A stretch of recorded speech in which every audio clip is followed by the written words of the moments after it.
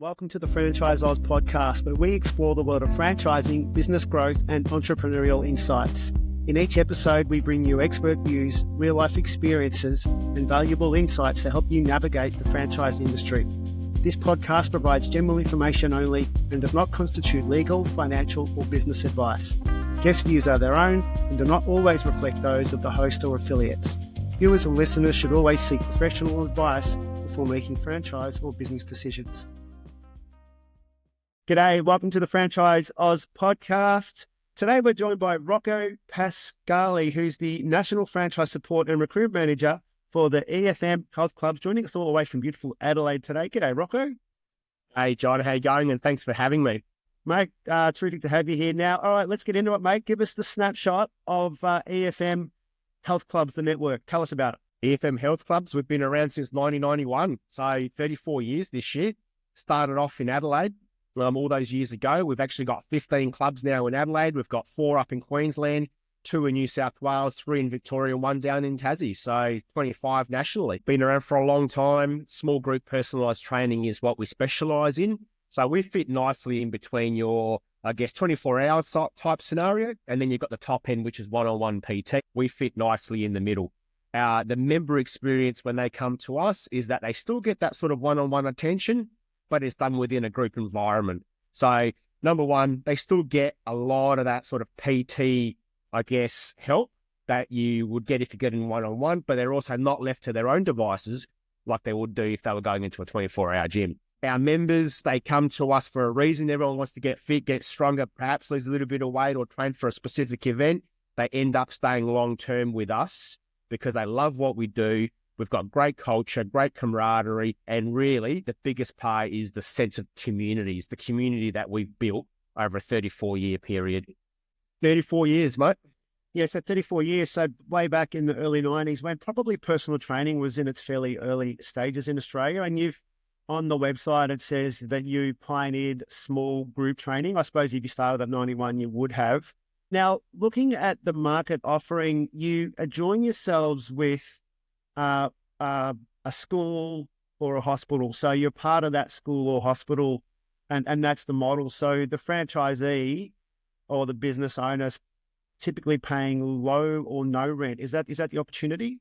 Yeah, correct. So if we go right back to the beginning, we were predominantly a corporate-based fitness service or facility. We partnered ourselves up with corporates. We then moved into hospitals, and then we moved into schools. And that's where a lot of our growth happened over the years. So yeah, we formed those partnerships where we would have a facility on site, whether it be a hospital, corporate or school. And there's a bit of a win-win situation there because that particular organisation got a complete fit out of a gym on site that their staff could attend.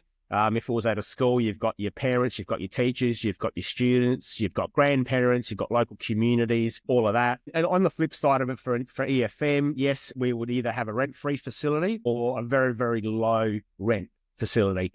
Because rent, in all honesty, in business in general, is one of the biggest killers, to be honest. It really, really takes away from business actually being able to, at the end of the day, make enough money to be able to not just live, but also thrive in life. Yeah, sure. So if you're starting a PT offering and you've got a warehouse out there and it's a few hundred squares, that could be a triple figure amount of rent in the marketplace plus all your outgoings. So that's a significant amount of money. Yeah, absolutely. You could just imagine how many clients or members, as we call them, you would require just to be able to pay the rent, the outgoings, the insurances, and all the sort of non-negotiable costs that come with running a business. And a lot of those we don't have. Okay, so let's talk about the convergence factors then that might make this attractive for the franchisee, for the member, and for the trainers who are going to be working on the floor and the staff members. So firstly, you've got the low or no overhead model in terms of the rent. So that's fantastic. Typically, the trainers themselves, the trainers aren't subcontractors. Is that correct? So they get their full entitlements in terms of they're paid for their rates, plus they get superannuation and all those other entitlements. Is that right? Yeah, absolutely, John. We pride ourselves. We pride ourselves on ensuring that everybody is looked after like they should be.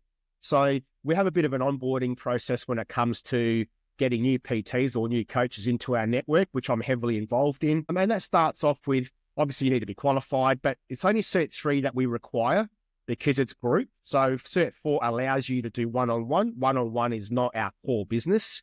Having said that, though, we do have clubs that do offer one-on-one. So it's great to have, but it's not a necessity to have Cert 4. So Cert 3 is more than enough. We help onboard people into our system. It's quite unique what we do and how we do it. So we want to make sure that they're upskilled and they're ready to actually take on paid work with us. So there's a little bit of a process that we take them through, but we hold their hand all the way through. When they get to the point that they're ready to actually come on board, we get them, we obviously we need all of their documentation, CPR, first aid, working with children's checks, which you pretty much need for everything these days. We do require them to have registration with Oz Active as well. Just ensures us that they're always upskilling themselves as well in the industry with CECs. But at the end of the day, when it comes down to the crunch, if they get into our system, they are paid per hour as per the award rate, plus your superannuation, plus your first aid allowance, plus split shift allowance if you're doing split shifts. You don't have to go out there and source members or clients. The franchisee is the owner of the business. They already do that. So it's a fantastic way for whether it's an up-and-coming fitness professional or somebody that's already been in the industry for a long time, just to get your foot in that door, do what you love doing, get paid to do it without the added stress of having to go out there and source clients, pay your rent, find the money to pay the rent, all those little add-ons that can make life a little bit more stressful than what it needs to be. I think that's good for morale for a PT. At the end of the day, a PT, of course, they want to earn a living and they want to be able to get out there and help other people. That's why they studied PT. I know back in the day when I did my Cert 4, it was a pretty robust course, 6 months full-time on a campus. It wasn't in a cornflakes packet. And people came along from these big box gyms and gave us the talk and all that. And a few of the people studying there were really impressed by the bells and whistles. And, they've gone off to the big box gyms to go and pay back then. It was effectively $250 a week. And you just sort of wonder how many of those are actually going to be able to stick at that.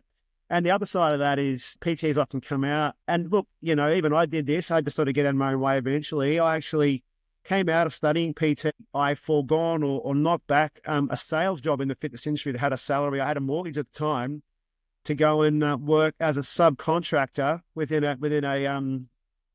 a personal training studio. And I was effectively getting paid as a subcontractor an hourly rate equivalent to probably what was not much more than retail. I've just done 6 months of full-time study. I've got 15 odd years of being around fitness. I sort of got through that for a while and realized that model wasn't going to work. So you've got a good model there. It's really good for the trainers. And of course, there'll be a pathway for them, wouldn't there, to become a manager or even a club owner if they're around proximity enough. Is that correct? 100%. I mean, we've got a lot of our more established clubs. They have a lot of hours available for coaches. And some of them management type positions where the franchisee's been around for a while. They've got a really well-established club. It's running extremely well. And they want to be able to step back from being sort of, I guess, in the business to spending more time on the business. So there are certainly opportunities there for managers. And I mean, and then take it even further. There's opportunities down the track where a coach or a manager can look at potentially taking on a franchise of their own. Excellent. And that investment level, it certainly is nowhere near what a big box gym or facility would be. So it's that perfect middle ground, as you were saying, where you've got the low or no overheads in terms of rent. You've got a steady stream of proximity-based clients because you're near a school or a hospital.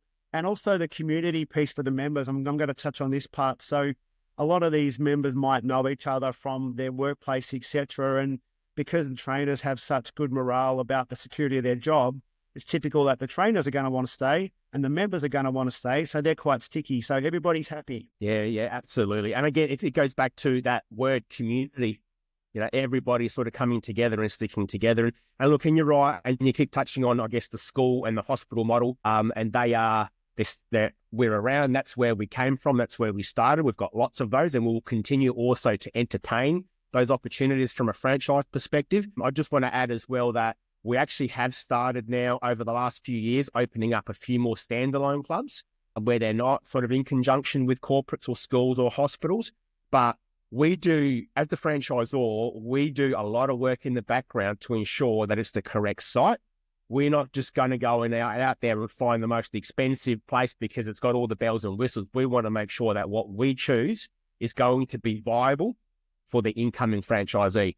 Because if that franchisee has got a successful business that they've been running and they're successful, then the franchisor is successful and the whole network is successful.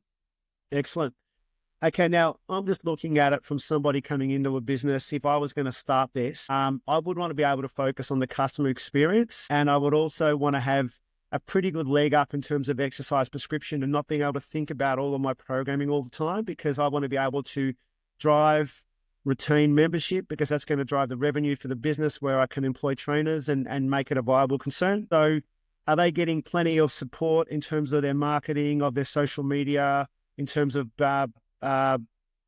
being able to have some ideas for programming and exercise prescription within the system? Yeah, 100%. I mean, that's why you get into a franchise, isn't it? But look, some are better than others. There's no ifs or buts about that. But we do pride ourselves on the level of support. Again, it's all about people. It's all about community. So I guess the relationship between the franchisee and their members is very, very close. The same needs to be with the franchisor to franchisee. Because again, if they're successful, we're successful. We've got a team of 4 full-time employees at our franchise support center. We've been around for collated. We've been together, we'll have over 60 years worth of fitness industry experience in franchising. So it's huge. Plus we have some other contractors that help us out. Part of getting into our franchise is that we've got all the systems and processes in place. They've been in place for 34 years, but they also keep evolving and have kept evolving over that time, and that will continue to do so.